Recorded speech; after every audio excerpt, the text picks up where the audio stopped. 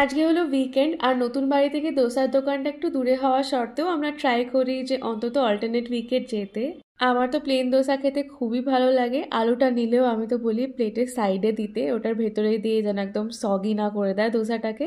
সাথে নিয়েছিলাম চা, আর চায়ের দোকানে দেখলাম এই জিনিসটা পাওয়া যাচ্ছে, এটাকে কিছু একটা বলতাম ছোটবেলায়, মনে পড়ছে না, কিন্তু আমার খুব ভালো লাগে খেতে।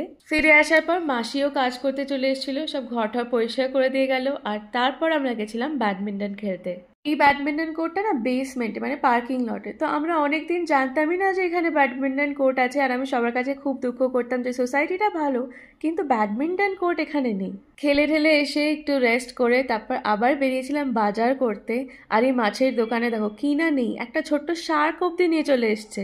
দোকানটাতে অনেক রকমের চিংড়ি ছিল, প্রায় 5-6 রকমের। তা আমি ভাবলাম 3 রকমের অন্তত নিয়ে দেখি যে কিরম কি খেতে হয়, তারপরে ডিসাইড করব।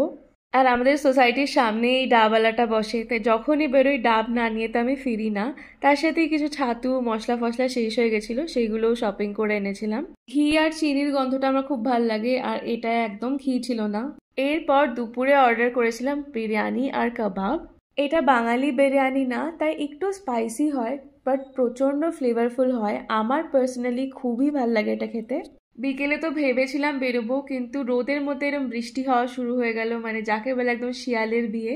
বাড়ি বসে কিছু করার ছিল না, তাই বিকেলে চা খেতে খেতে ভাবলাম একটু রান্না বান্নাটা এগিয়ে রাখি।